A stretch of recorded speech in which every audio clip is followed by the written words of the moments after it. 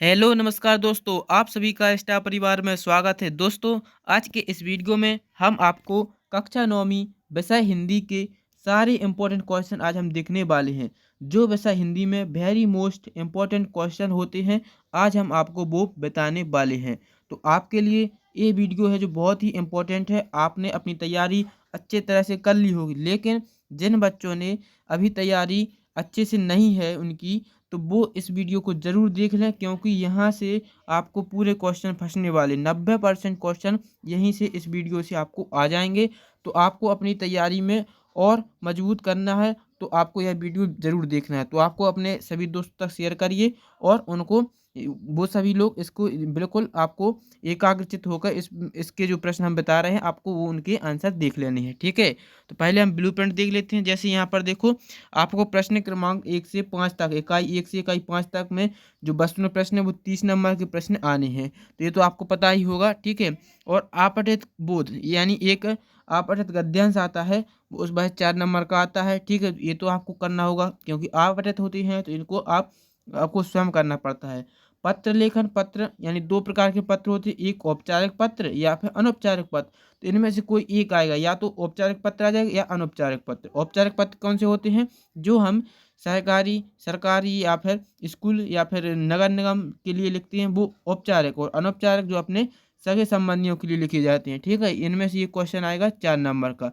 तो आपने पत्र भी देख लिया होगा। इसके लिए हम अलग से आपको बताएंगे कि कौन सा आपको पत्र याद करना है, किस तरह से लिखना है, ये हम अलग से बताएंगे। ठीक है, और यहाँ से आपने निबंध एक याद किया होगा। ठीक है, यदि आपने जो निबंध याद किया वो तो ठीक, यदि आपने निबंध जो आपने याद किया वो परीक्षा में नहीं आया, यदि आपकी किस्मत बुरी हुई तो हो सकता है कि वह निबंध ना आए, तो आपको अपने मन से रूपरेखा लिख के पॉइंट बना के उसको लिखना है। ठीक है, अच्छे तरह से लिखेंगे, क्योंकि यहाँ से हमें 7 नंबर मिलते हैं। तो यह पॉइंट आपको हमेशा अच्छे से करना है और अच्छे से निबंध लिखना है। ठीक है, अपना दिमाग का ही लिखते हैं।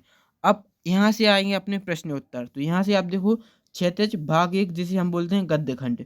ठीक है, तो यहाँ से कितने नंबर का आना है? 17 नंबर का आना है। तो यह हमें मजबूत करना है।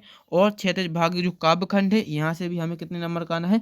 17 नंबर का। तो ठीक है, तो 17 कितने हो जाएंगे? 34 क्वेश्चन 34 नंबर के यहाँ से हो जाएंगे।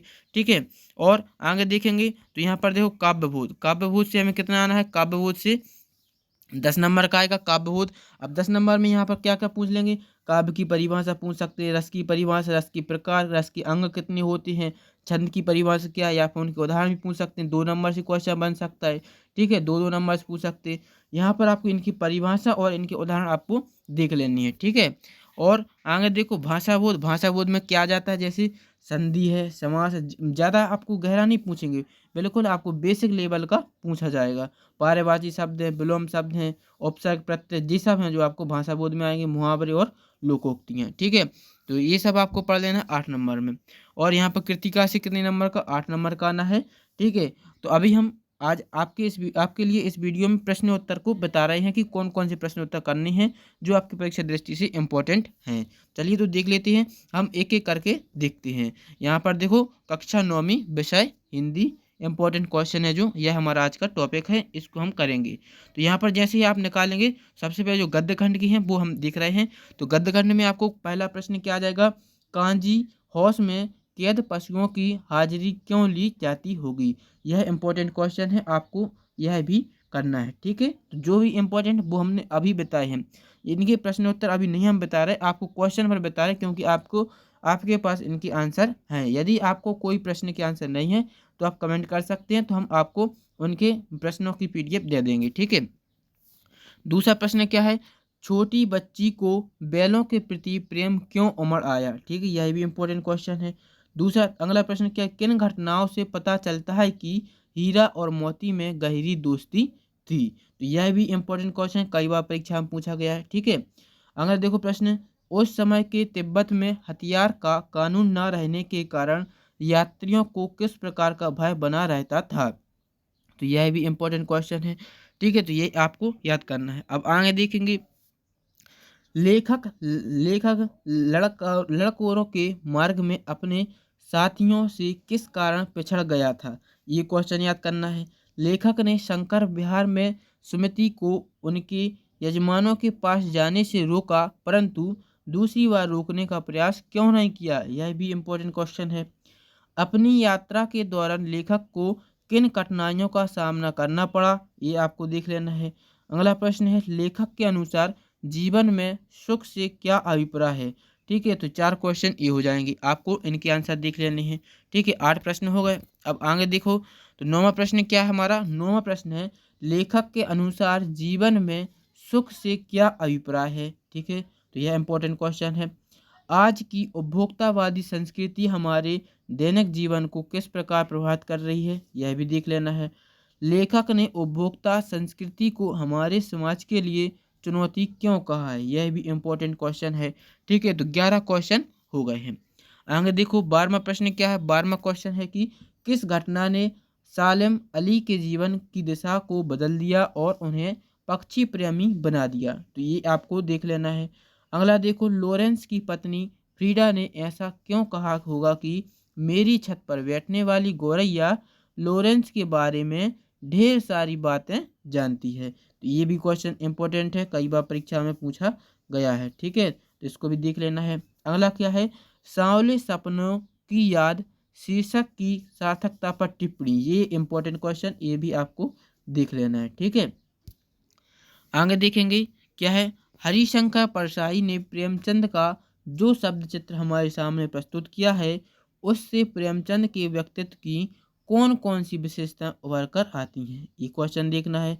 अगला देखो, लेखिका उर्दू फारसी क्यों नहीं सीख पाई, इंपॉर्टेंट क्वेश्चन, कई बार पूछा गया है, तो वेरी मोस्ट इंपॉर्टेंट क्वेश्चन है, ये भी आपको देख लेना है।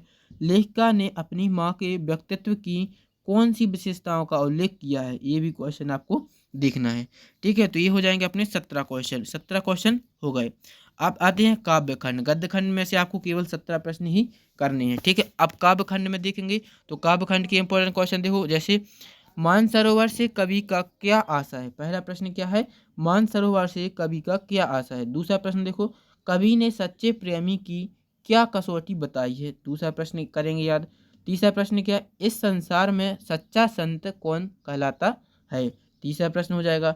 चौथा प्रश्न, किसी भी व्यक्ति की पहचान उसके कुल से होती है या उसके कर्मों से, तर्क सहित उत्तर दीजिए। ठीक है, चौथा हो जाएगा। अब 5वां प्रश्न देखो, रस्सी यहाँ किसके लिए प्रयुक्त हुआ है और वह कैसी है, ये क्वेश्चन करना है। 6वां प्रश्न है, कवि यात्री द्वारा मुक्ति के लिए किए जाने वाले प्रयास व्यर्थ क्यों हो रहे हैं।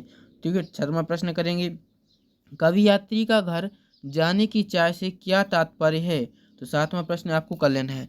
आपको इन प्रश्नों के आंसर करके वीडियो देखने के बाद आपको हमें ये बताना है कि आपको अभी कितने प्रश्नों के आंसर याद हैं। ठीक है, अब आगे देखेंगे। 8वां प्रश्न क्या है, ज्ञानी से कवयित्री का क्या अभिप्राय है, ये आपको वेरी मोस्ट इम्पोर्टेंट क्वेश्चन है। ठीक है, आगे देखो, ब्रजभूमि के प्रति कवि का प्रेम किन किन रूपों में अभिव्यक्त हुआ है। ठीक है, यह देखेंगे। कवि का ब्रज के वन बाग और तालाब को निहारने के पीछे क्या कारण है, वेरी मोस्ट आईएमपी क्वेश्चन। ठीक है, तो ये है जो आपको देख लेना है, जिसमें हम वेरी मोस्ट इंपॉर्टेंट लिख रहे हैं तो वो तो आपको याद कर ही लेने हैं। ठीक है, आगे देखो, एक लकुटी और कमरिया पर कभी सब कुछ न्यौछावर करने को क्यों तैयार है, यह भी इम्पोर्टेंट क्वेश्चन है। सखी ने गोपी से कृष्ण का कैसा रूप धारण करने का आग्रह किया, वेरी मोस्ट इम्पोर्टेंट क्वेश्चन है। ठीक है, आगे देखो, कोयल की कूक सुनकर कवि की क्या प्रतिक्रिया थी, इंपॉर्टेंट क्वेश्चन है, वेरी मोस्ट इम्पोर्टेंट क्वेश्चन है। ठीक है, आगे देखो, कवि ने कोकिल के बोलने के किन कारणों की संभावना बताई है। ठीक है, तो ये हैं जो क्वेश्चन है जो आपको यहाँ से करने हैं। आगे देखेंगे, 14 प्रश्न हो गए काव्यखंड की।